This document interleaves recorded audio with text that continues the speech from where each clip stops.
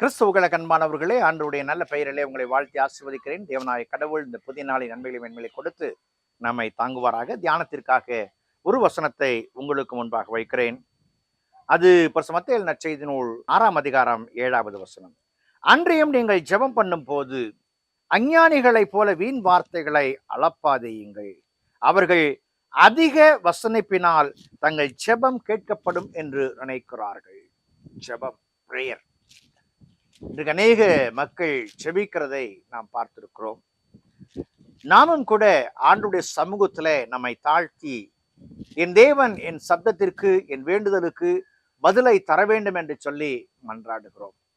ஆண்டவர் இங்கே தன்னுடைய சீஷர்களுக்கு ஜெபிக்க கற்றுக் கொடுக்கும் பொழுது சில ஆலோசனைகளை அவர் முன்வைக்கிறார். சில ஆலோசனைகள் எப்படி இருந்தால் அந்த ஜெபம் பிதாவினுடைய வாசற்படியின் கதவை தட்டும். அநேக மக்கள் அநேக ரெஃபரன்ஸோடு கூட ஜெபிப்பதை நாம் பார்த்திருக்கிறோம். ஒரு சில மக்களை நானும் கூட பார்த்திருக்கிறேன். வெகு அழகாக கீர்த்தனை பாடல்களின் சில அடிகளை, கவிகளை முன்வைத்து அந்த வார்த்தையினாலே ஜெபத்தை மேற்கொள்ளுவதையும் கூட நான் பார்த்திருக்கிறேன். ஆனால் ஜெபம் எப்படி இருக்க வேண்டும்? சில மக்கள் அடுக்கு சொற்களை அதிகமாய் பயன்படுத்துவார்கள். இந்த அடுக்கு சொற்கள் என்று சொல்லுவது சில நேரங்களில் வெகு அழகாக அதை ரசிக்கிற ஒரு தன்மையிலே அது காணப்படும் ஜெபம்தான். இந்த ஜெபத்தை குறித்து சொல்லும் பொழுது இது உடலில் இருந்து வருகிற ஜெபம்.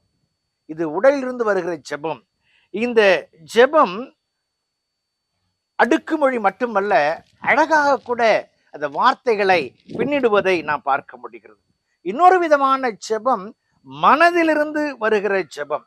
இந்த மனதிலிருந்து வருகிற ஜெபம் சிந்தனைக்கு முக்கியத்துவத்தை கொடுத்து, என் சிந்தனையில எது வியாபித்திருக்கிறதோ அதன் அடிப்படையில இறை சிந்தையோடு கூட இணைத்து கொண்டு இறைவனிடத்திலே முன்வைக்கிற மன்றாட்டாய் காணப்படும்.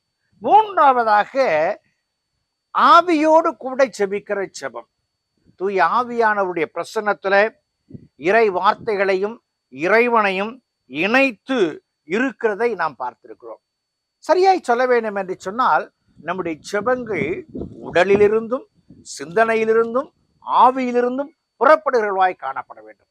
இந்த மூன்றிலிருந்து புறப்படும் பொழுது என் தேவனுடைய செயல்பாடு நம்மிலே அதிகமாய் நடைபெறும். என்னுடைய ஜெபங்கள், நம்முடைய ஜெபங்கள் எப்படியாய் காணப்படுகிறது பாருங்கள்.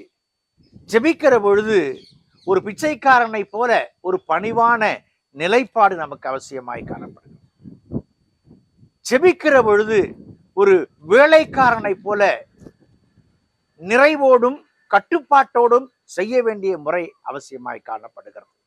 ஜெபிக்கும் பொழுது ஒரு நண்பனை போல உறவு நெறிகளோடு ஜெபிக்க வேண்டிய முறையும் அவசியமாய் காணப்படுகிறது.